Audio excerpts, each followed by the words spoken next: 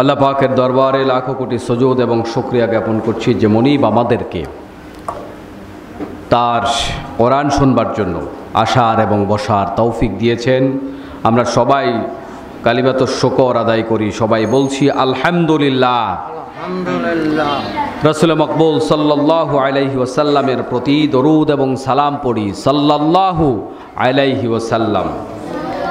এবং সব শহীদদের জন্য আমরা দোয়া করি আল্লাহ তাআলার কাছে, আল্লাহ তাআলা যেন যুগে যুগে যারা ইসলামকে বিজয় করার জন্য জীবন দিয়েছেন, আল্লাহ তাআলা যেন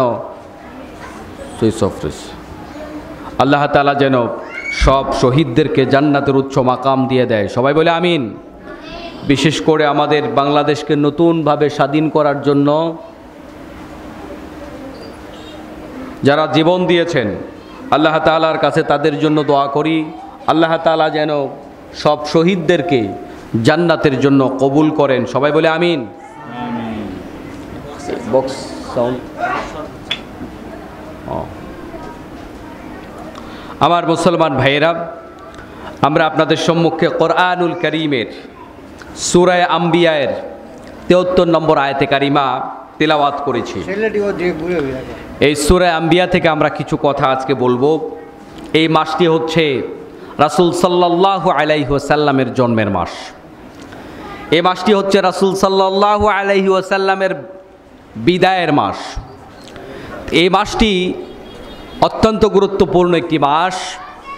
তো আমরা যেহেতু এই মাসটি রাসূল সাল্লাল্লাহু আলাইহি ওয়াসাল্লামের জন্ম এবং মৃত্যুর মাস, এই জন্য আমরা রাসূল সাল্লাল্লাহু আলাইহি ওয়াসাল্লামের জীবনীতে আমাদের জন্য নেতৃত্বের কি কি গুণাবলী আছে, এই আয়াতে আল্লাহ তাআলা সে বিষয়ে কথা বলেছেন। আর আমরাও এই বিষয় নিয়ে কথা বলার জন্য চিন্তা করেছি। আল্লাহ তাআলা আমাদেরকে সবাইকে বলার, শোনার, আমল করার জন্য কবুল করুন। সবাই বলে আমিন। সূরার নাম হচ্ছে সূরা আম্বিয়া। কোন সূরা বললাম? সূরা আম্বিয়া।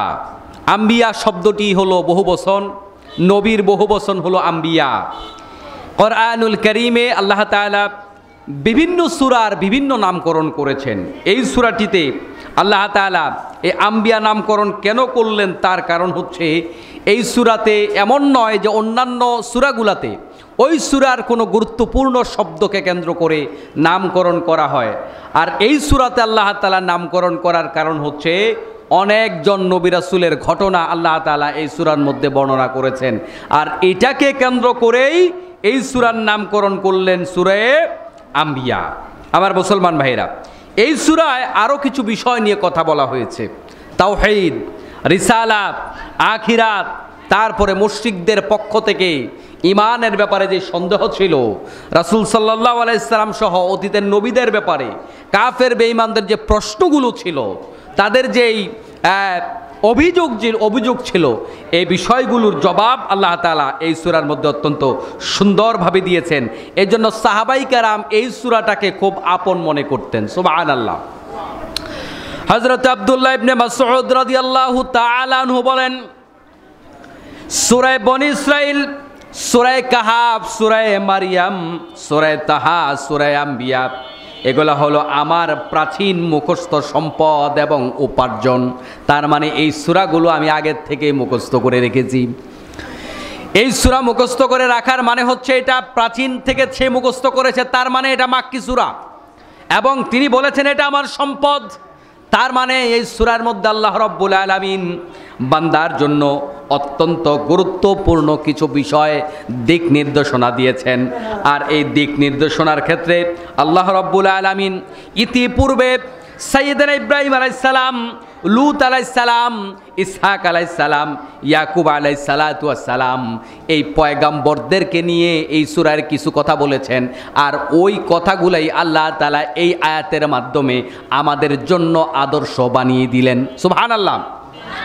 আল্লাহ রাব্বুল আলামিন বলছেন, ওয়াজআলনাহুম আইম্মাতান ইয়াহদুনা বিআমরিনা ওয়া আওহাইনা ইলাইহিম ফি'লাল খায়রাতি ওয়া ইকামাস সালাতি ওয়া ইতাআজ যাকাতি ওয়া কানু লানা আবিদিন। রব্বুল আলামিন বললেন, আর আমরা তাদেরকে নেতা বানিয়েছিলাম, নেতা করেছিলাম। কাদেরকে? যে চারজন নবীর নাম আমি বললাম, এই চারজন নবীর ব্যাপারে আল্লাহ তাআলা বললেন আমি তাদেরকে নেতা বানালাম। খুব ভালো করে কথা বোঝার চেষ্টা করুন।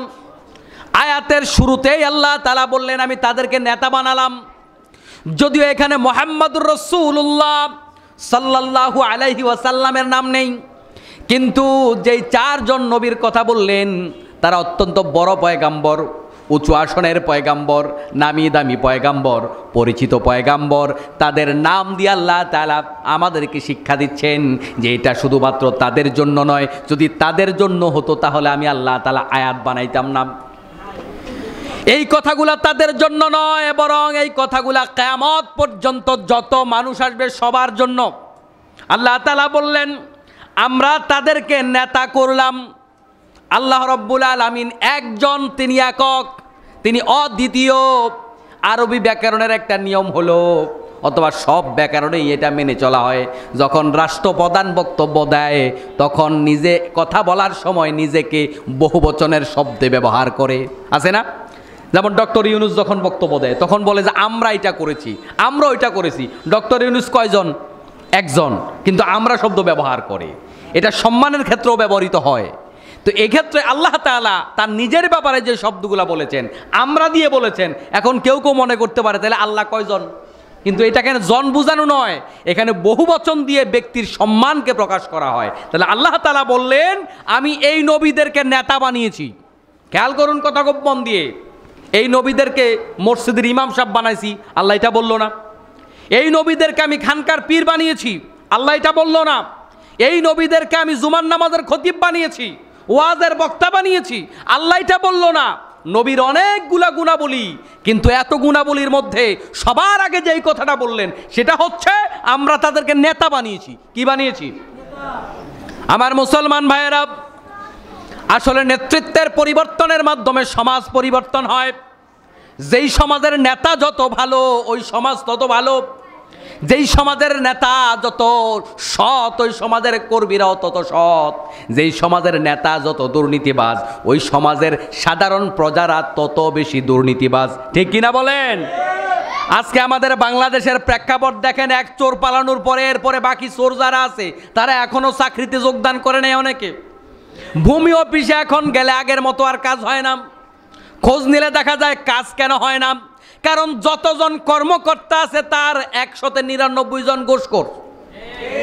এখন তারা চিন্তা করলো যেখানে আমি দৈনিক 20,000 50,000 টাকা কামাই করতাম, এখন আমাকে মাসে বেতন নেওয়া লাগবে 20,000 টাকা।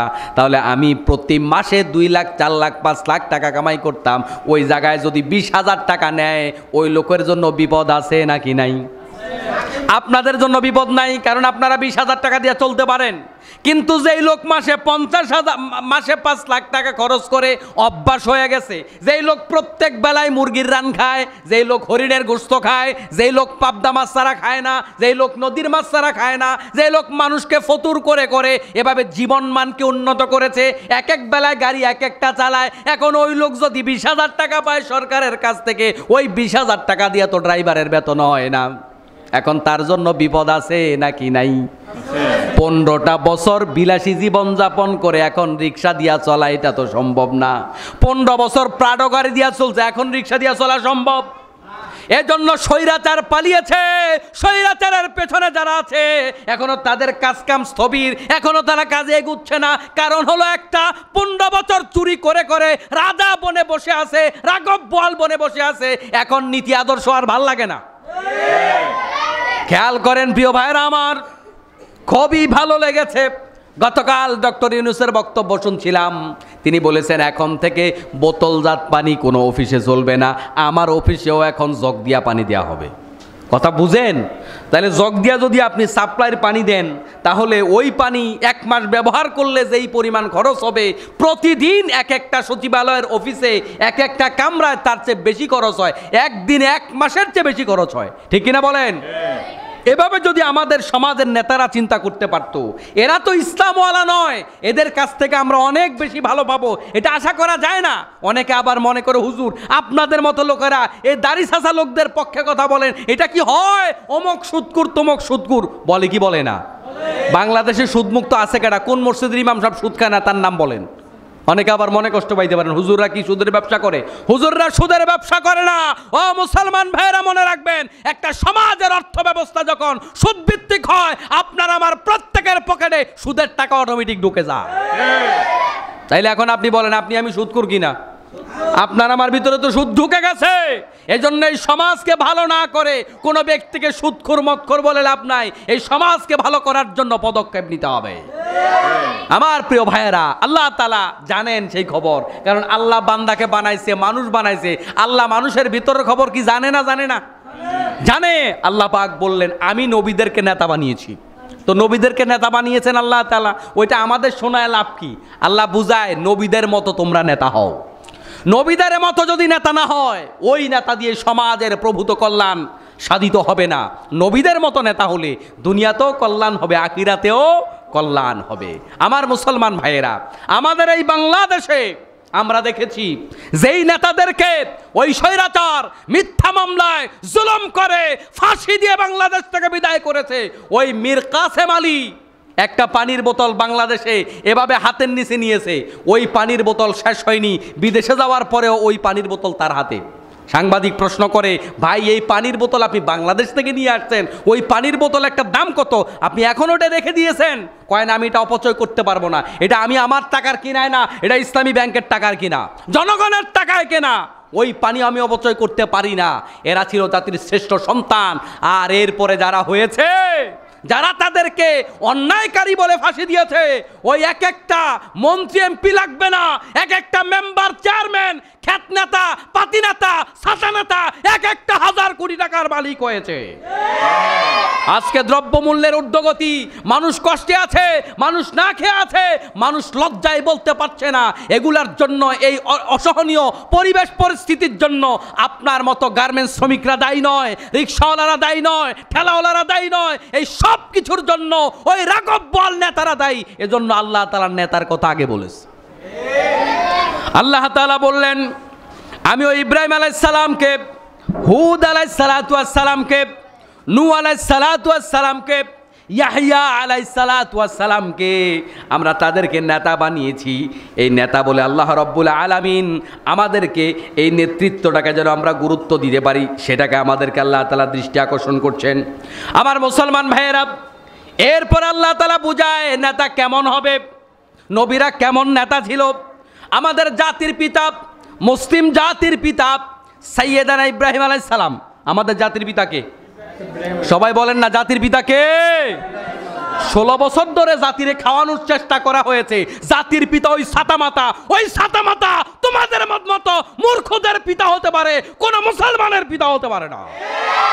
মুসলমানের পিতা হবে একজন, তিনি হচ্ছে ইব্রাহিম আলাইহিস সালাতু ওয়াস সালাম।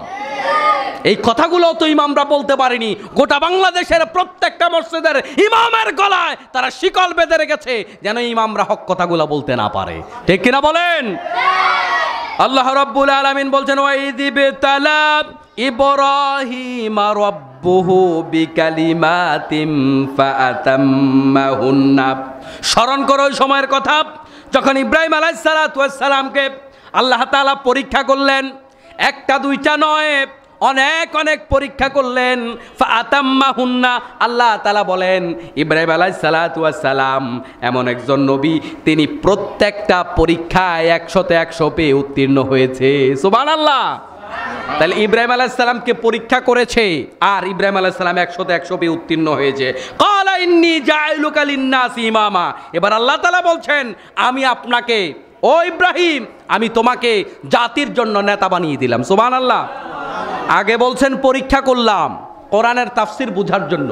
আমরা তাফসির করার যোগ্যতা রাখি না, তাফসির করে বড় বড় আলেমরা। আমরা কোরআন থেকে, তাদের পড়া থেকে, তাদের লিখা থেকে কিছু অনুসরণ করে আপনাদের সামনে প্রেজেন্ট করি। খেয়াল করেন, আল্লাহ তাআলা আগে বললেন পরীক্ষার কথা, তারপরে বললেন ক্বালা ইন্নী জাইলুকা লিন-নাসি ইমামা, জনগণের জন্য তোমাকে নেতা বানালাম। সুবহানাল্লাহ। আগে বললেন পরীক্ষার কথা, পরে বললেন ইমামের কথা, নেতাগিরির কথা। এর দ্বারা বোঝা যায় নেতাদেরকে পরীক্ষা দিতে হবে। এসি রুমে বসে বসে নেতাগিরি নয়, নেতারা হবে জাতির জন্য স্যাক্রিফাইস করা লোক, জাতির জন্য তারা পরীক্ষা দিবে। ইসলামের ইতিহাস কি বলে? ইতিহাস বলে যারা ইসলামের ইতিহাসে নেতা হয়েছিল ওই নেতারা দিন দিন গরিব হয়েছিল, আর ওই নেতার নেতৃত্বে যে প্রজারা ছিল প্রত্যেকটা প্রজা ধনী হয়েছিল। আর আমার বাংলাদেশে ধনীরা ধনী হতে থাকে, নেতারা ধনী হতে থাকে, আর গরিবরা প্রজারা আস্তে আস্তে আরো গরিব হতে থাকে। এটাই হচ্ছে ইসলাম আর ইসলামের বাহিরের নেতৃত্বের মধ্যে ব্যবধান। এখন আমরা তো বাংলাদেশে দেখছি, এগুলা বললে অনেকে মনে কষ্ট পায়। আমরা বাংলাদেশে দেখেছি এতদিন গার্মেন্টস খেয়েছে একজন, এখন আরেকজন খাওয়ার জন্য আসছে।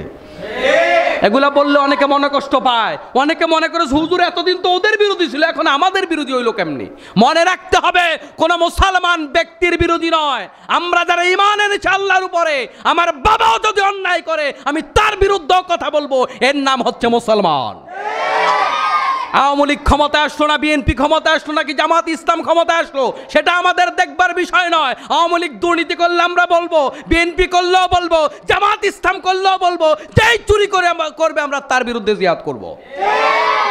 আমরা এই চাঁদাবাজির থেকে মুক্তির জন্য, দুর্নীতির থেকে মুক্তির জন্য, এই কষ্ট থেকে মুক্তির জন্য, এই মানব পাচার থেকে মুক্তির জন্য, আয়নাঘর বন্ধ করার জন্য এদেশের হাজারো তরুণ যুবক রক্ত দিয়ে আমাদের এই স্বাধীনতা এনেছে, তোমাদের দুর্নীতি আর চাঁদাবাজি করার জন্য নয়। চলবে না, চাঁদাবাজদের পক্ষে আমরা নাই। চাঁদাবাজ থেকে মুক্তির জন্যই তো আমরা একজন স্বৈরাচারকে বাংলাদেশ থেকে দেশ থেকে বিতাড়িত করেছি। আর কোনো চাঁদাবাজকে বাংলাদেশের নেতা হতে দেওয়া হবে না। রাজি আছেননি আপনারা? নাকি বিবেককে বর্গা দিবেন? নাকি বিবেকের মধ্যে কুকুর প্রস্রাব করছে, আমার বাপ ওই দল করছে আমি ওই দল করব? আমার বাপ কোন দল করেছে সেটা দেখার দরকার নাই। ইব্রাহিম আলাইহিস সালামের ব্যাপারে আল্লাহ বলছেন, ও ইব্রাহিম আলাইহিস সালাম, তোমারে পরীক্ষা করেছি আর তোমারে নেতা বানিয়েছি। কোন যোগ্যতায়? যোগ্যতা হচ্ছে এটা, ইব্রাহিম আলাইহিস সালামের বাপ করতে এক দল, ইব্রাহিম আলাইহিস সালাম করে আরেক দল। ইব্রাহিম আলাইহিস সালাম কি বাপের দল করে নাকি? তা আমরা বাংলাদেশে পাইছিটা কি? কয় বাপ তো এটা করতো হুজুর, বংশ পরম্পরা, আমরা দল এটা করি। বাপ তো অমুক দল করতো, আমি ওই দল করি। ইব্রাহিম আলাইহিস সালাম আমাদের বাবা, ইব্রাহিম আলাইহিস সালাম আমাদের কি বাবা। এখন ইব্রাহিম আলাইহিস সালাম যে জাতির পিতা, আমাদের কি শিক্ষা দিল?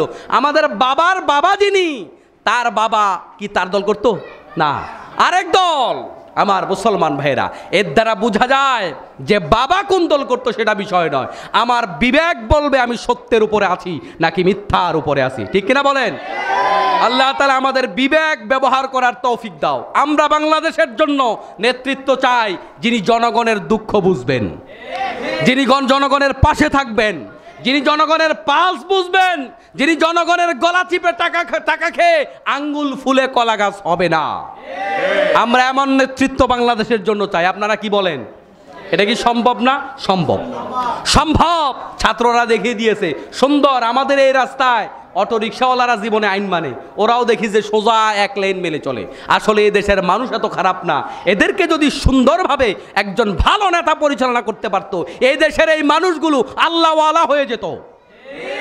এদেশের মানুষগুলাকে আসলে সুন্দরভাবে কেউ পরিচালনা করে না। এটা জনগণের দোষ না, মানুষের একটা স্বভাবজাত প্রবৃত্তি হলো মানুষ অন্যায় করতে পছন্দ করে, তাকে কেউ না কেউ গার্ড দিতে হবে। সাহাবাই কারাম এত ভালো মানুষ কেন? কারণ তাদেরকে যিনি গার্ড দিতেন তিনি হচ্ছেন পৃথিবীর সেরা গার্ড, মুহাম্মাদুর রাসূলুল্লাহ সাল্লাল্লাহু আলাইহি সাল্লাম। তাহলে তাদের দায়িত্বশীল যত সুন্দর, তারা তত সুন্দর হয়েছে। আমাদের দায়িত্বশীল যেমন, আমরাও তো তেমন হচ্ছি। কারণ নেতা চুরি করে, কর্মীও চুরি করে, তার নেতা চুরি করে, তার নেতাও চুরি করে। কথা বুঝেন নাই? কিন্তু সাহাবাই কেরাম এত সোনার মানুষ কেন হলেন? কারণ তারা যার কাছে মানুষ হয়েছেন, যার হাতে তারা বায়াত করেছেন, ওই বায়াত করা লোকটা আমাদের বাংলাদেশের মতো বায়াত পরানো মানুষ না। ঠিক কিনা বলেন? আমাদের বাংলাদেশে কত পীর সাহেবের দরবারে গিয়ে জনগণ বায়াত গ্রহণ করে, ওই পীর সাহেবের ওযু নাই, মুরিদের ওযু নাই, আছে না নাই? পীর সাহেব বছরে একবার গোসল করে, এর কাছেও বাংলাদেশের মানুষ মুরিদ হয়, আছে কিনা? আল্লাহ তাআলা এই ভণ্ড পীরদের থেকে আমাদের ঈমানকে হেফাজত করুন, সবাই বলে আমিন। এবার আল্লাহ তাআলা বলছেন, ক্বালা ইন্নী জাইলুকা লিন-নাসি ইমামা। ও ইব্রাহিম আলাইহিস সালাম, আমি তোমাকে জাতির জন্য, জনগণের জন্য নেতা হিসাবে নির্বাচিত করলাম। ক্বালা ওয়া মিন যুররিয়াতি। ইব্রাহিম আলাইহিস সালাম বললেন, আমার সন্তানদেরকেও তুমি নেতা বানায় দাও। সুবহানাল্লাহ। অনেক মুফাসসিরিনে কিরাম বলেন আমাদের বিশ্বনবী মুহাম্মদুর রাসূলুল্লাহ সাল্লাল্লাহু আলাইহি ওয়াসাল্লাম, এটা আল্লাহ পাকের সিদ্ধান্ত, তিনি শ্রেষ্ঠ নবী। তবে এই জন্য ইব্রাহিম আলাইহিস সালাতু ওয়াস সালামের দোয়ায় আল্লাহ তাআলা আমাদের নবীকেও ইব্রাহিম আলাইহিস সালাতু ওয়াস সালামের বংশধর বানাইছেন। সুবহানাল্লাহ। আমার প্রিয় ভাইয়েরা, ক্বালা লা ইয়ানালু আহাদিজ জালিমিন, আল্লাহ তাআলা বলছেন আমার এই অঙ্গীকার জালেমদের ব্যাপারে নয়, আমার অঙ্গীকার হচ্ছে মুমিনদের ব্যাপারে। আমার মুসলমান ভাইয়েরা, এই নেতৃত্বের গুরুত্ব কত। বাংলাদেশে অনেকে আছে কয় হুজুর নেতা হইতে চাই না, আছে না নাই? হুজুর রাজনীতি আর ইসলাম একসাথ করার দরকার নাই, বলে কি বলে না? আপনারা কি অরিজিনাল ইসলাম চান নাকি মন মতো ইসলাম চান? অরিজিনাল ইসলাম যদি চান তাহলে মনে রাখতে হবে অরিজিনাল ইসলামটা কোরআন থেকে নিতে হবে। কোথা থেকে নিতে হবে? আল্লাহ তাআলা যে আয়াত দিয়ে আমরা আজকে কথা শুরু করলাম, প্রথম বললেন নেতার কথা। এবার আসেন আল্লাহ তাআলা আমাদেরকে দোয়া শিখাচ্ছেন। কি দোয়া? আপনারাও কিন্তু দোয়া এটা করেন, ইমাম সাহেবও দোয়া করে, আপনারা আমিন আমিন বলেন, কিন্তু অনেকে জানেন না যে দোয়া আসলে কি করতেছেন।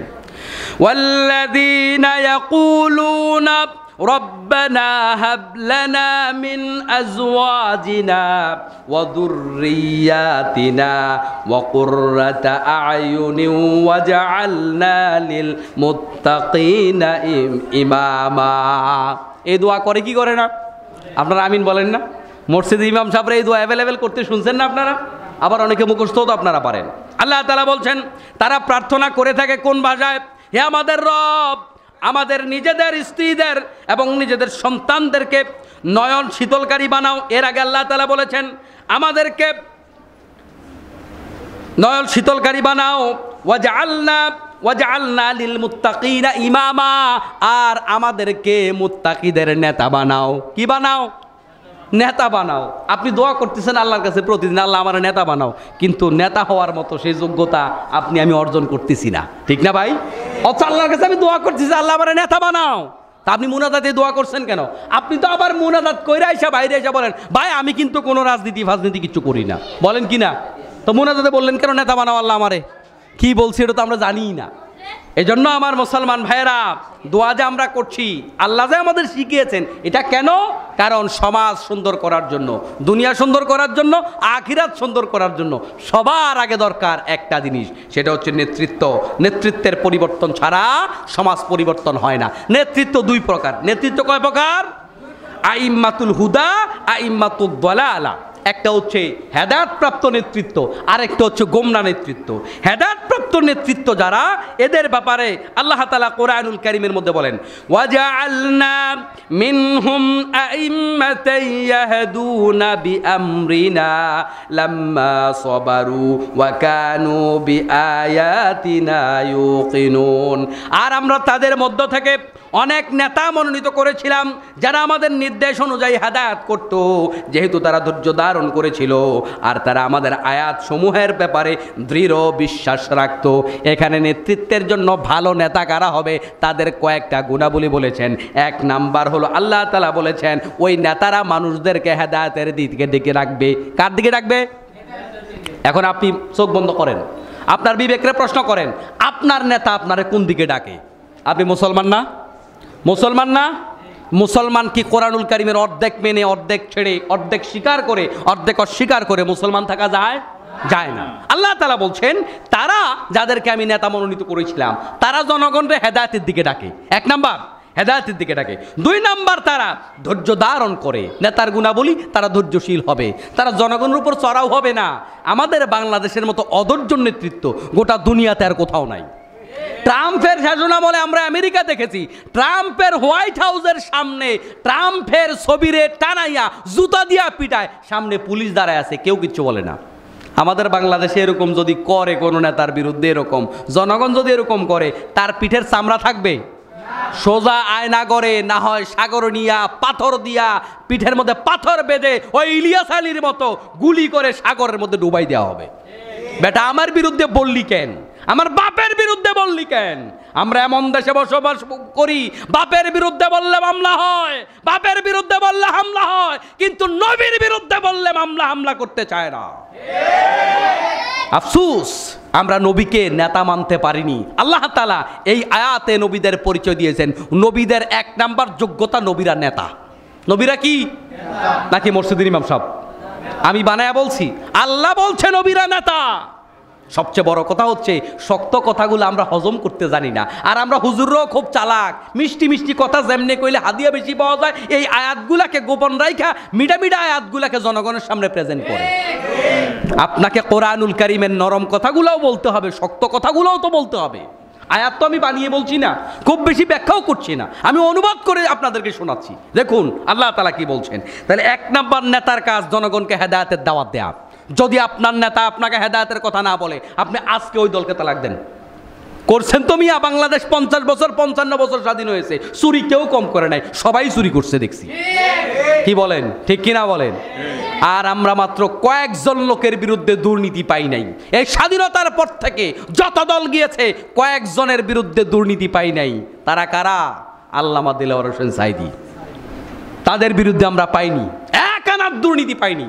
এমন মানুষ যদি সমাজের মানুষের নেতা হয়। আমি কয়েকদিন আগে আল্লামা সাঈদীর কবর জিয়ারত করতে গিয়েছিলাম। যেই হিন্দু লোকটা তার পক্ষে সাক্ষী দেওয়ার কারণে তাকে জালেম শাসক ভারতে পাঠিয়ে দিয়েছিল, তার সাথে আমার দেখা হয়েছিল। তাকে আমি কিছু হাদিয়া দিয়ে এসেছিলাম, আমরা কয়েকজন গিয়েছিলাম, কিছু হাদিয়া আমরা তাকে দিয়ে এসেছি। দেখেছি এই দেশের ওই দেশের হিন্দুরা কত বেশি তার জন্য কাঁদে, কতটা তাকে ভালোবাসে। কারণ তারা মনে করে উনি মুসলিম হতে পারে, কিন্তু তার মতো দরদি মানুষ আমাদের এই সমাজে নাই, ঠিক কিনা? হিন্দু বৌদ্ধ খ্রিস্টান ঐক্য পরিষদের মহাসচিব গোবিন্দ প্রামাণিক তিনি বলেছেন, এদিকে বসেন চাচা, তিনি বলেছেন এই স্বৈর শাসক যারা কেবল পার হয়ে গেল, আমাদেরকে ক্ষমতায় থাকাকালীন ক্ষমতায় না থাকাকালীন সবচাইতে বেশি আমাদের জমি দখল করেছে, আমাদের মন্দির ভেঙেছে, আমাদের হিন্দুদেরকে আঘাত দিয়েছে, সবটা তারাই বেশি করেছে, কিন্তু দোষ দিয়েছে মোল্লাদের। দোষ দিয়েছে কার? মোল্লার। কিন্তু ভাঙছে কারা? ওরা। এবং যখন এই গত 5 তারিখ আমাদের বাংলাদেশ নতুন করে স্বাধীন হলো, তারা টার্গেট নিয়েছে হিন্দুদের মন্দিরে হামলা করবে। 2-1টা জায়গায় টুকিটাকি যেখানে ডিস্টার্ব করার চেষ্টা করেছে, খুঁজে ফিরে দেখা গেছে ওই লীগের লোক, ঠিক কিনা বলেন? আল্লাহ তাআলা আমাদেরকে এই জালেম থেকে হেফাজত করুন, সবাই বলে আমিন। এরপর আল্লাহ তাআলা বলেন নেতৃত্বের কোয়ালিটি হলো, আর তারা আমার আয়াত সমূহকে দৃঢ়ভাবে বিশ্বাস রাখে। আপনার নেতা যদি আল্লাহর আয়াতকে বিশ্বাস না করে, আপনি তাকে মানবেন না ভাই। ইয়াউমা নাদউ কুল্লা উনাসিম বিইমামিহিম। অপ্রিয় মুসলমান ভাই, আপনি নামাজ পড়েন না, কিন্তু এরপরও আপনার মনে জান্নাতে যাওয়ার ইচ্ছা আছে। আপনি রোজা রাখেন না, জান্নাতে যাওয়ার ইচ্ছা কিন্তু আছে। আপনি পর্দায় চলেন না, আপনার পরিবার নামাজ পড়ে না। আসলে আমার আপনার কিন্তু দিন শেষে এত অপরাধ করার পরেও, সুদ খাওয়ার পরেও, ঘুষ খাওয়ার পরেও মনে মনে জান্নাতে যাওয়ার ইচ্ছা আমাদের আছে কিনা? আছে, সবার আছে, এটাই বাস্তব কথা, সবার আছে। এখন আল্লাহ তাআলা বলছেন ইয়াউমা নাদউ কুল্লা উনাসিম বিইমামিহিম, সেদিন কিয়ামতের মাঠে প্রত্যেকটা মানুষকে তার নেতার সাথে ডাকা হবে। আপনি কার সাথে উঠবেন? নেতার সাথে। এখন আপনি বলেন, এই যে আপনি দাড়ি রেখে মাহফিল শুনতে আসছেন, এখন আপনাকে যদি দাড়ি ছাঁচা লোকটার সাথে ডাকা হয়, আপনার দাড়ির দাম আছে? উনি কিন্তু ইমাম, আপনি কিন্তু মুসল্লি। আপনার ইমামের দাড়ি নাই, আপনার নেতার কি নাই? দাড়ি নাই। আপনি নামাজি, আপনার নেতা বেনামাজি। আপনি কখনো কোনো দিন কাউকে কোনো ক্ষতি করেননি, কোনো খুনের সাথে, সুদের সাথে, ঘুষের সাথে আপনার সম্পর্ক নাই, কিন্তু আপনার নেতা খুনি, শত শত খুনের মামলার আসামি তিনি। এখন আপনি বলেন তো, তাহলে আপনার ব্যাপারে আল্লাহর ফয়সালা, ফেরেশতাদের ফয়সালা কি ভালো হওয়ার সম্ভাবনা আছে? আপনি ভালো মানুষ হইলে, যেমন ধরুন, আমি পক্ষে বিপক্ষে বলবো না, একটা জুয়ার আসর, আমি কখনো জুয়া খেলি না, কিন্তু আমি যারা জুয়া খেলতে গেছে তাদের সাথে গেছি। এখন পুলিশ যদি জুয়ারি গ্রেপ্তার করতে আসে, যারা 5 জন জুয়া খেলে ওই 5 জনকে ধরবে না আমারেও ধরবে? কারণ পুলিশ চিন্তা করবে জুয়ারিদের সাথে এই দাড়ি টুপিওয়ালা লোক নিশ্চয়ই ইসলামের বেশ ধরছে আকাম করার জন্য। তাহলে বোঝা যায় মদখোরের সাথে মদখোর চলে, সুদখোরের সাথে সুদখোর চলে, জুয়ারির সাথে জুয়ারি চলে।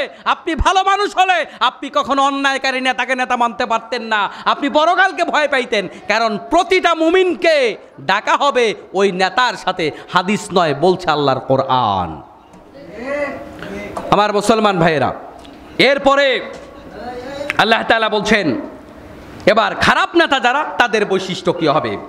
وَجَعَلْنَاهُمْ أَئِمَّةً يَدْعُونَ إِلَى النَّارِ وَيَوْمَ الْقِيَامَةِ لَا يُنصَرُونَ। আর আমরা তাদেরকে নেতা করেছিলাম ওই নেতারা তারা জাহান্নামের দিকে ডাকতো, কিয়ামতের দিন তাদেরকে কোনো সাহায্য করা হবে না। তাহলে এক শ্রেণীর নেতারা হেদায়েতের দিকে ডাকে, আরেক শ্রেণীর নেতারা মানুষদেরকে জাহান্নামের পথে নিয়ে যায়। কে বলেছেন? আরো জোরে বলেন তো, কে বলেছেন?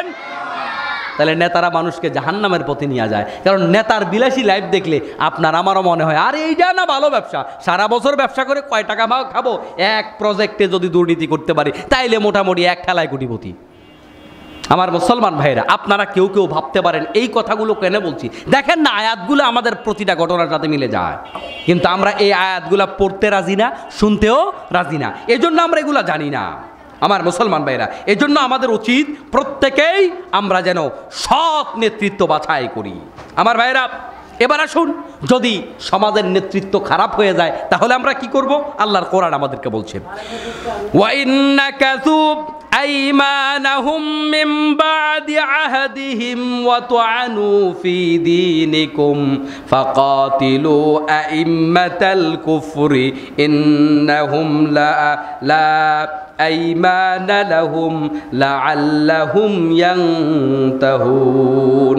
আল্লাহ তাআলা বলেন, আর যদি অঙ্গীকার করার পরে নিজেদের কসম তারা ভঙ্গ করে, জনগণের সামনে ওয়াদা করলো এই করে দেব সেই করে দেব, এরপরে আর করে না, আল্লাহ তাআলা বলেন তারা যদি ওয়াদা ভঙ্গকারী নেতা হয় এবং তোমাদেরকে দিনের উপর যদি তারা হামলা চালাতে থাকে, দিনের উপর যদি হামলা চালায় আর ওয়াদা খেলাফকারী নেতা হয়, তাহলে তোমাদের কি করতে হবে? আল্লাহ তাআলা বলছেন তাহলে কুফরির পতাকাবাহী এই সমস্ত নেতাদের সাথে তোমরা যুদ্ধ করো। কি করো?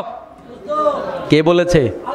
কিন্তু আপনি আমি এটা শুনতেও তো রাজি না। হুজুর এগুলাতে আমি নাই, আমি সুবহানাল্লাহ আলহামদুলিল্লাহ পড়বো, সোজা জান্নাতে চলে যাব। সোজা জান্নাতে যদি এরকম সস্তায় যাওয়া যাইতো তা আয়াতেটা আল্লাহ কেন দিলেন? আল্লাহ বলছেন এরকম ওয়াদা খেলাফকারী নেতা, দ্বীনের উপর আঘাত দানকারী নেতা। কিছু লোক এমন আছে বাংলাদেশে, মুসলমান নামদারি, সেও মুসলমান, নামাজও পড়ে, শুধুমাত্র ওয়াজ যদি কোনো রকম তার দলের বিরুদ্ধে যায় ওয়াজ বন্ধ। দিনের কি হয় হোক সমস্যা নাই, দিনের যা হয় হোক আমার দল ঠিক থাকুক। আছে না নাই? এরকম বাংলাদেশে হাজারো লাখো মাহফিল বন্ধ হয়েছে না হয় নাই? আল্লাহ ধরে না, ধরলে কিন্তু আল্লাহ ছাড়ে না। আল্লামা সাইদিকে মিথ্যা মামলা দিয়ে আটকে রেখে ধুকে ধুকে স্লো পয়জনিং করে পরিকল্পিত হত্যা করা হয়েছে। তিনি বলেছিলেন ইন্দুরের গর্তও খুঁজে পাবা না পালাবার জন্য, এখন ইন্দুরের গর্তও খুঁজে পাওয়া যাচ্ছে না। আমেরিকা কয় আমাদের কাছে আসা যাবে না, ব্রিটেন কয় না আমরাও এগুলা পছন্দ করি না। ভারত এখন রাইখাও বিপদ, না রাইখাও বিপদে আছে। কারণ ভারত যদি রাখে তাহলে বাংলাদেশের সাথে সম্পর্ক ছিন্ন, কারণ বাংলাদেশ থেকে ইলিশ পায়, বাংলাদেশ থেকে বিভিন্ন রকমের টাকা পায়, পয়সা পায়, এবং বাংলাদেশের থেকে সবচাইতে বেশি পর্যটক ভারতে যায়, যেটার কারণে আজকে 1-1.5 মাস পর্যটক যাচ্ছে না। এখন ভারতের মাথায় হাত, এখন ভারত চিন্তা করতেছে আমরা কি করব কি করব। ব্যবসায়ীরা বলছে আমরা খুব কষ্টে আছি, বাংলাদেশিরা না আসলে আমাদের পেটে ভাত জুটে না। কিছু ছাতা মাথা নেতা আমাদেরকে বলেছে যে ভারত, আপনারা কথা বলেন ভারত খেয়ে ফেলবে, ভারত খাওয়ার এখন আর সুযোগ নাই। মণিপুর বলতেছে আমরা মোদি তোমারে মানি না, মণিপুর ভারতের পতাকা নামাইয়া ওরা নিজেরা 7 রঙের পতাকা লাগাইছে। নেপাল বলে যে আমরা মানি না, মায়ানমারও মানে না, চায়নারা ওখানে 60 কিলোমিটার অলরেডি দখল দিয়েছে। বাংলাদেশের 199% মানুষ যারা দেশপ্রেমিক তারা তাদের জুলুম চায় না। এখন কোন দিকে যাবে? অতএব তারা ইয়া নাফসিতে আছে, যারা মনে করছেন খেয়ে ফেলবে, খাওয়ার সুযোগ নেই। এদেশের মানুষ যদি ঈমান নিয়ে দাঁড়াতে পারে, এদেশের সামনে কেউ দাঁড়াতে পারবে না। এটা হচ্ছে তার প্রমাণ হচ্ছে আফগানিস্তান। আফগানিস্তানে আমেরিকা দাঁড়াইতে পারছিল? নাকে খড় দিয়া মাপ চাইয়া বিদায় নিয়ে লেগেছে। এই জন্য মনে রাখবেন প্রিয় মুসলমান ভাইয়েরা, বুক ভরা ঈমান, বুক ভরা আস্থা, বুক ভরা সাহস এবং দেশপ্রেম যদি আমাদের ভিতরে থাকে, আমাদেরকে কেউ পরাজিত করতে পারবে না ইনশাআল্লাহ।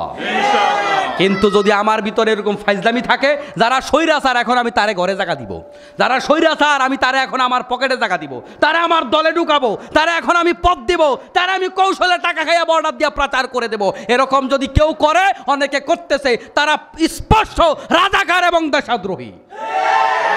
তারা 24 সালের রাজাকার, যারা স্বৈরাচারদেরকে দেশ থেকে সুকৌশলে টাকা খাইয়া বার করে দেয়। ঠিক কিনা বলেন? এই দেশের মাটিতে প্রত্যেকটা খুনের মিথ্যা মামলার বিচার হবে ইনশাআল্লাহ। কিন্তু আমরা কারোর উপর জুলুম চাই না, জুলুম আমরা চাই না। তবে প্রকৃত অর্থে যারা অন্যায়কারী তাদের বিচার বাংলার মাটিতে হবে ইনশাআল্লাহ, ঠিক না বলেন আমার মুসলমান ভাইয়েরা? তাহলে আল্লাহ তাআলা বললেন, নেতা যদি ওয়াদা খেলাফ করে, নেতা যদি ইসলামে আঘাত দেয়, তোমাদের দায়িত্ব হয়ে যায় ওই নেতার বিরুদ্ধে তোমরা যুদ্ধ ঘোষণা করো। কি করো? আর যারা বলছে বাংলাদেশে কিছু লোক আছে না, কয় আন্দোলন করে হারাম, তো এই আয়াত আল্লাহ কার জন্য নাজিল করছে? এগুলো হচ্ছে মতলববাজ, ঠিক কিনা বলেন? ইসলাম এই জমিনে এসেছে যুগে যুগে, দাওয়াতের মাধ্যমে তো আসছেই। দাওয়াতের চাইতে ইসলাম আন্দোলনের প্রতি কখনো কখনো গুরুত্ব বেশি দিয়েছে। আন্দোলন সংগ্রামের মধ্যে দিয়েই এদেশে ইসলাম, এই পৃথিবীতে ইসলাম এসেছে, ঠিক কিনা বলেন আমার মুসলমান ভাইয়েরা? রবিউল আউয়াল মাস চলছে। আল্লাহ রাব্বুল আলামিন তার নবীর প্রতি ভালোবাসা যদি আমাদের থাকে, আমাদের জন্য আল্লাহ তাআলা মেসেজ দিচ্ছেন, কুল ইন কুনতুম তুহিব্বুনাল্লাহ ফাত্তাবিউনি ইউহিব্বুকুমুল্লাহ ওয়া ইয়াগফির লাকুম যুনুবাকুম ওয়াল্লাহু গফুরুর রহিম। আল্লাহ বলছেন, ইন কুনতুম তুহিব্বুনাল্লাহ, নবী হে আপনি বলেন, যদি তোমরা আল্লাহকে ভালোবাসো, ফাত্তাবিউনি ইউহিব্বুকুমুল্লাহ, আমি নবীকে তোমরা মেনে চলো, আল্লাহ তাআলা তোমাদেরকে ভালোবাসবেন। ওয়া ইয়াগফির লাকুম যুনুবাকুম, আল্লাহ তাআলা তোমাদের গুনাহগুলোকে মাফ করে দিবেন। ওয়াল্লাহু গফুরুর রহিম, আল্লাহ তাআলা বড়ই ক্ষমাশীল।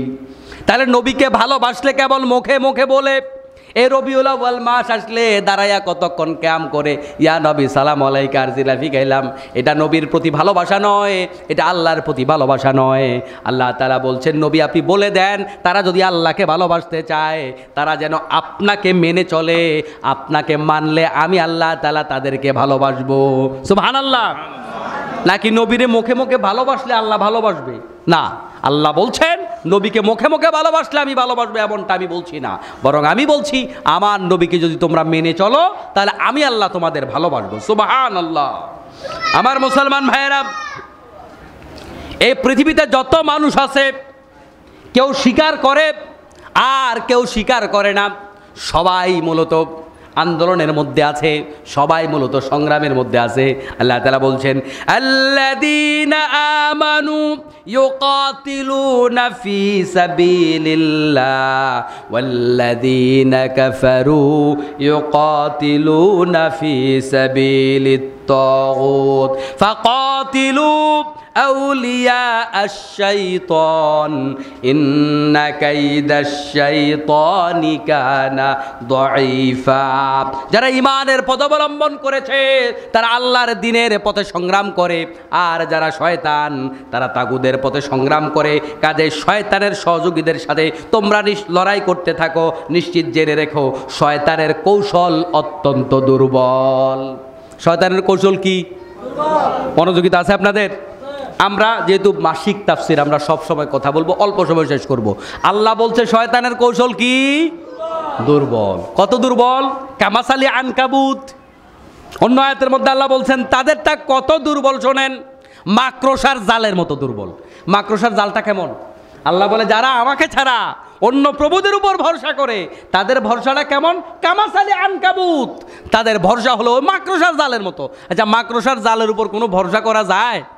এটা ফুঁক দিলে থাকে? তাদের চক্রান্ত যে দুর্বল, এটা আমরা গত 5 তারিখ টের পাইলাম।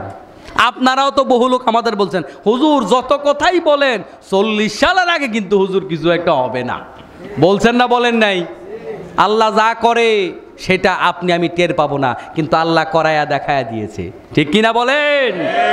তাহলে বোঝা যায় আল্লাহ তাআলা যেটা বলছেন শয়তানের চক্রান্ত দুর্বল। হতাশ হওয়ার কিছু নাই, শুধু ইস্তেকামত নিয়ে দৃঢ়তার সাথে মুমিন বান্দা যদি দাঁড়াতে পারে, নাসরুম মিনাল্লাহি ওয়া ফাতহুন কারীব, আল্লাহর সাহায্য এবং বিজয় অত্যন্ত নিকটে। শুধুমাত্র ঈমান নিয়ে দাঁড়াতে হবে। ওয়ালা তাহিনু ওয়ালা তাহজানু ওয়া আনতুমুল আ'লাউনা ইন কুনতুম মুমিনিন। তোমরা হতাশ হয়ে যেও না, নিরাশ হও না, বিজয় তোমাদেরই হবে। শর্ত একটা, ঈমানদার হতে হবে পাকা, আল্লাহর উপর আস্থা বিশ্বাসটা শতভাগ হতে হবে। এক চুল পরিমাণ কমতি হলে চলবে না। আল্লাহ যে বিজয় দিতে পারেন, আল্লাহ যে পাথরে ফুল ফোটাতে পারেন, আল্লাহ যে মরুভূমিতে উজ্জীবিত করতে পারেন, পানির সঞ্চার করতে পারেন, আল্লাহ তাআলা যে রাতকে দিন করতে পারেন, দিনকে রাত করতে পারেন, অসম্ভবকে সম্ভব করতে পারেন, এই ভরসাটা আমাদের ঠিক মতো নাই। এই ভরসা যদি আমরা আল্লাহর উপর রাখতে পারি, আল্লাহ আমাদেরকে বিজয় দেয়া দায়িত্ব দিয়ে দিবেন। সুবহানাল্লাহ। আমার মুসলমান ভাইয়েরা, আল্লাহ তাআলা যাকে চায় নেতৃত্ব দেয়, যাকে চায় আল্লাহ তাআলা সেখান থেকে নেতৃত্ব কেড়ে নেয়। কিন্তু আল্লাহ নেতৃত্ব কাকে দেবেন, আল্লাহ নেতৃত্ব দেওয়ার যে কায়দাটা, ইচ্ছাটা, আল্লাহ তাআলা কাকে নেতৃত্ব দিতে চান, আল্লাহ তাআলা বলছেন ওয়ানুরিদু আন নামুন্না আলাল্লাযীনা ইসতুদঈফু ফিল আরদি ওয়া নাজআলাহুম আইম্মাতাও ওয়া নাজআলাহুমুল ওয়ারিসিন। আমি সংকল্প করেছিলাম যাদেরকে পৃথিবীতে লাঞ্ছিত করে রাখা হয়েছিল তাদের প্রতি অনুগ্রহ করব এবং তাদেরকে নেতৃত্ব দান করব। সুবহানাল্লাহ বলেন। ভালো করে দেখেন আল্লাহ কি বলছে। আল্লাহ বলছে যাদেরকে পৃথিবীতে লাঞ্ছিত করা হয়েছিল আমি আল্লাহ ইচ্ছা করছি তাদেরকে নেতৃত্ব দিব। সুবহানাল্লাহ বলবেন না? সেটা কি হয় নাই? সেটা হয় নাই?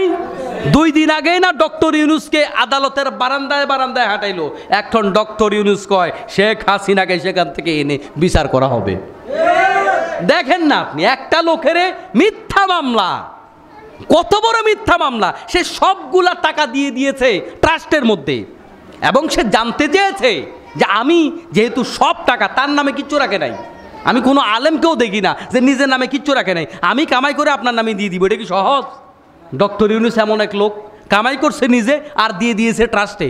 এখন তিনি জানতে চেয়েছেন তাহলে আমি যেহেতু আল্লাহর হস্তে দিয়ে দিচ্ছি ট্রাস্টকে, তাহলে আমি কি এটার কর দেয়া লাগবে, আয়কর দেয়া লাগবে? রাষ্ট্রের কাছে জানতে চেয়েছে। রাষ্ট্র বলেছে দেয়া, রাষ্ট্রীয় আইনজীবী বলেছে দেয়া লাগবে, তার পক্ষের আইনজীবী বলেছে দেয়া লাগবে না। তখন তিনি আদালতের শরণাপন্ন হয়েছেন আর সব পত্রপত্রিকায় লিখে দিয়েছে ডক্টর ইউনূস কর ফাঁকি দিয়েছে। কথা কি বুঝেন? অথচ ওই লোকটা সব টাকাই দিয়ে দিয়েছে, ফাঁকি দেওয়ার কি আছে? সব টাকাই তো দিয়ে দিল ট্রাস্টকে, ফাঁকি দেওয়ার কি আছে? আল্লাহ তাআলা বলছেন যাদেরকে লাঞ্ছিত করা হয়, যাদেরকে আমি লাঞ্ছিত করা হয়, আমি আল্লাহ তাআলা ইচ্ছা করছি আমি তাদের প্রতি দয়া করব আর নেতৃত্বটা আমি আল্লাহ তাদের হাতে উঠিয়ে দেব। সুবহানাল্লাহ। তাহলে লাঞ্ছিত হওয়ার পরেও নেতৃত্ব আসে। সাইয়েদনা ইউসুফ আলাইহিস সালাতু ওয়াস সালাম লাঞ্ছিত করছে না? কূপে ফেলে দিয়েছে না? জেলখানায় ঢুকিয়েছে না? মিথ্যা দর্শনের মামলায় ইউসুফ আলাইহিস সালাম জেলখানায়, দর্শনের মামলায় সাইদি সাহেবরে জেলখানায় দিবে। অনেকে আশ্চর্য হয়েছে এটা কেমনে হয়। আর মিয়া সাইদি সাহেব কি ইউসুফ আলাইহিস সালাম তো বড় নাকি? ইউসুফ আলাইহিস সালাম আল্লাহ পাকের পয়গাম্বর। আর এরকম না যে দর্শনের মামলায় ঢুকছে আল্লাহ ম্যাজিক দিয়া আল্লাহ তাআলা নগদে বের করে দিয়েছে জেলখানার থেকে, এরকম নয়। বের করেনি আল্লাহ, আটকে রেখেছে। ইমানি পরীক্ষা নবীকেও দেয়া লেগেছে, কিন্তু এই জুলুমের পরে আল্লাহ তাআলা তার হাতে তুলে দিয়েছেন। সুবহানাল্লাহ। আল্লাহ বলছে যাদেরকে লাঞ্ছিত করা হয় আমি আল্লাহ ইচ্ছা করছি আমি তাদের হাতে নেতৃত্ব দিব এবং তাদেরকে আমি ওই সিংহাসনের উত্তরাধিকারী বানাই দিব। সুবহানাল্লাহ। আমার মুসলমান ভাইয়েরা, তাহলে নবীরা হচ্ছে সবচাইতে বড় নেতা। নবীরা কি সবচাইতে বড় নেতা? আল্লাহ তাআলা এই সূরার এই আয়াতের মধ্যে সেই কথাটাই বলছেন। এরপরে বলছেন ওয়াজআলনা আইম্মাতান ইয়াহদুনা বিআমরিনা ওয়া আওহাইনা ইলাইহিম ফিআলাল খায়রাত। এরপর আল্লাহ তাআলা বলছেন তাদেরকে, আর প্রথম কথা হচ্ছে নেতা বানিয়েছি, তারা আমার নির্দেশ অনুযায়ী মানুষদেরকে সঠিক পথ দেখাতো। নেতারা কি করতো? সঠিক পথ দেখাতো। ওয়া ইকামিস সালাত, আর নেতারা কি কাজ করতো? নামাজ কায়েম করতো, নামাজ কায়েম করতো। ওয়া ইতাআজ যাকাত, নেতারা যাকাত আদায় করতো। ওয়া কানু লানা আবিদিন, আর ওই নেতারা ছিল ইবাদতকারী। নেতারা কি ছিল? ইবাদতকারী। ওটা বন্ধ রাখেন, নেতারা ইবাদতকারী ছিল। দেখুন এই আয়াতের মধ্যে আল্লাহ তাআলা যেই কথাগুলো বলেছেন, অন্য আয়াতে সূরা হজের মধ্যে আল্লাহ তাআলা, আরেক আয়াতের মধ্যে আল্লাহ তাআলা বলেছেন আল্লাযীনা ইম্মাক্কান্নাহুম ফিল আরদি আকামুস সালাহ। ওই আয়াতের মধ্যে বলেছেন আল্লাহ যাদেরকে নেতৃত্ব দেয় তাদের দায়িত্ব হচ্ছে নামাজ কায়েম করা, যাকাত আদায় করা, সৎ কাজে আদেশ দেয়া, অসৎ কাজে নিষেধ করা। এই আয়াতগুলা সবগুলা কাছাকাছি, অর্থাৎ একজন সঠিক নেতৃত্বের কাজ হলো সবার আগে নামাজ কায়েম করা, যাকাত আদায় করা। এই দুইটা মৌলিক কাজ সকল যুগে সকল নেতৃত্বের জন্য, দুইটা জিনিস। কারণ সমাজ ভালো করার জন্য নামাজি হওয়ার বিকল্প কোনো পথ নাই। একটা মানুষ নামাজ পড়লে সহজে আর অন্যায় করতে পারে না। অপরদিকে যদি সমাজের মধ্যে যাকাত ভিত্তিক একটা অর্থ ব্যবস্থা হয়ে যায়, যাকাত যদি সবাই আদায় করে, তাহলে সমাজের মধ্যে আর গরিব থাকে না। তো গরিব না থাকলে ওই সমাজ অটোমেটিক উন্নত সমাজ হয়ে যায়, ওই সমাজে চুরি অটোমেটিক বন্ধ হয়ে যায়, ডাকাতি অটোমেটিক বন্ধ হয়ে যায়। আপনার অভাব যদি সরকার দূর করে দেয়, আপনার কি আর চুরি ডাকাতি করা লাগবে? লাগবে না। আমার মুসলমান ভাইয়েরা, এজন্য প্রত্যেকটা আয়াতের মধ্যে আল্লাহ তাআলা নেতৃত্বের ব্যাপারে যখনই কথা বলেছেন তখন বলেছেন নামাজ কায়েম করো, যাকাত আদায় করো। এখানেও আল্লাহ তাআলা সেম কথা বলেছেন। আর এই আয়াতে একটা জিনিস বাড়তি বলেছেন যে নেতাদের দায়িত্ব হচ্ছে তারা নিরঙ্কুশভাবে আল্লাহর গোলামি করবে। আল্লাহর গোলামি করা হচ্ছে কি নেতাদের কাজ। এরপর আল্লাহ পাক বলছেন এই নেতাদের আরো কিছু গুণাবলী আছে। কি গুণাবলী? ওয়ামা উরিদু আন উখালিফুকুম ইলা মা আনহাকুম আনহু ইন উরিদু ইল্লাল ইসলাহ মাস্তাতা'তু। শুআয়ব আলাইহিস সালাতু ওয়াস সালামের ভাষা আল্লাহ তাআলা কোরআনুল কারীমের মধ্যে কোট করলেন। তিনি বলছেন আমি তোমাদেরকে যা নিষেধ করি আমি নিজে তার বিপরীত করার ইচ্ছা করি না। অর্থাৎ নেতা যা খাবে কর্মীদেরকে তা খাওয়াবে, কর্মীদেরকে যেটা করতে বলবে নেতা নিজেও সেটা করবে, কর্মীদেরকে যেটা বলতে মানা করবে নেতা সেটা বলবে না, নিজে যা করবে নিজের অধস্তনদেরকে তাই বলবে। অর্থাৎ ঊর্ধ্বতন এবং অধস্তনের মাঝে মিল থাকবে। আল্লাহ শুআয়ব আলাইহিস সালাতু ওয়াস সালাম দিয়ে আমাদেরকে শিক্ষা দিচ্ছেন নেতা হবে ভিআইপি আর কর্মী হবে ফকির। এটা চলবে না, এটা চলবে না। আল্লাহ তাআলা আমাদের শিখাচ্ছেন নেতা এবং কর্মী হবে ইকুয়াল। একটা মেহমান একটা কি বলে অনুষ্ঠানে যাওয়ার পরে নেতার জন্য ভিভিআইপি খাবার, কিন্তু কর্মীর জন্য নর্মাল খাবার না, এটা হতে পারে না। শুআয়ব আলাইহিস সালাম আমাদের শিক্ষা দিল এখানে যে নেতা এবং কর্মীর মাঝে মিল হবে। নেতা যা খাবে কর্মী তা খাবে। নেতা যেমন সম্মান পাবে কর্মীও তার পদমর্যাদা অনুপাতে সম্মান পাবে। আল্লাহ তাআলা আমাদের সবাইকে বুঝার তৌফিক দান করুন। সবাই বলে আমিন। আমার মুসলমান ভাইয়েরা, এই আয়াত থেকে ইসলামী নেতৃত্বটা আমরা আজকে শিখলাম যে এই যে আমাদের এই যে রবিউল আউয়াল মাস, রাসূল সাল্লাল্লাহু আলাইহি ওয়াসাল্লাম এই চারজন নবীর মতো করে এই জমিনে নিজেকে নেতা হিসাবে পরিচয় দিয়েছেন। আমাদের নবীর শানে আমরা যখন দুরূদ পড়ি আমরা বলি না সাইয়্যিদানা সাইয়্যিদানা ওয়া মাওলানা মুহাম্মদ। আমাদের নবীকে আমরা কি বলি? সাইয়্যিদানা। আপনি আমাদের নেতা। সুবহানাল্লাহ। আপনি আমাদের নেতা, আপনি আমাদের অভিভাবক। আমাদের সমাজের এই নেতাগুলো অভিভাবকগুলো যদি আমাদের নবীর আদর্শের অনুসারী হতো তাহলে আমাদের সমাজটা দেশটা সুন্দর হতো নাকি হতো না? হতো। আমরা এরকম একটা সুন্দর বাংলাদেশ চাই। এটার জন্য ডানে বাঁয়ে গিয়ে লাভ নাই, এটার জন্য ইসলামের কাছে আসতে হবে। কার কাছে? এর বিকল্প যদি খুঁজেন মনে রাখবেন একজন ছাগল চুরি গরু চুরি করতো, এখন আরেকজন এসে ছাগল চুরি করবে, চুরি করবে। আমরা চোর মুক্ত, ডাকাত মুক্ত, সন্ত্রাস মুক্ত, ত্রাস মুক্ত, অন্যায় মুক্ত, অপরাধ মুক্ত একটা সমাজ চাই। একটা সমাজ এরকম চাই যিনি জনগণের জন্য হাঁটু পানিতে নয় গলা পানিতে নেমে যাবে, যিনি জনগণের জন্য মাথায় আটার বোঝা নিবে ওমর রাদিয়াল্লাহু তাআলার মতো, যিনি জনগণের জন্য মাথায় পানি নিবে ওমরের মতো, আবু বকরের মতো, ওসমানের মতো। আচ্ছা বলেন তো এটা কি ইসলাম ছাড়া সম্ভব? কথা বলেন না। ইসলাম ছাড়া সম্ভব? বেনামাজি নেতাকে দিয়ে সম্ভব? তাহলে রবিউল আউয়াল মাসে আমরা এটা শিক্ষা গ্রহণ করব। আমরা রাসূল সাল্লাল্লাহু আলাইহি ইসলামের মতো, রাসূলের আদর্শের মতো, সাহাবাই কেরামের মতো একটা নেতৃত্ব আমরা বাংলাদেশের জন্য চাই। আল্লাহ কবুল করুন। সবাই বলে আমিন। মাহফিল থেকে বের হইলে আবার ভুলে যাবেন না তো। জনমত তৈরি করুন। আমরা আর কোনো সন্ত্রাস চাই না, আমরা আর কোনো চাঁদাবাজ চাই না, আমরা ভালো মানুষের সমাজ চাই, আমরা একটা সুন্দর জান্নাতি সমাজ চাই। হলে কি লাভ হবে? হলে আমাদের বাংলাদেশটাও সুন্দর হলো, আমাদের পরকালটাও তৈরি হয়ে গেল। কারণ সমাজ ভালো না হলে নিজে পরিপূর্ণ ভালো হওয়া যায় না। আল্লাহ তাআলা আমাদের সবাইকে আজকে ছোট্ট সময়ে যে কথাগুলো আমি বললাম আমি সহ আপনাদের সবাইকে আমল করার তৌফিক দান করুন। আমিন।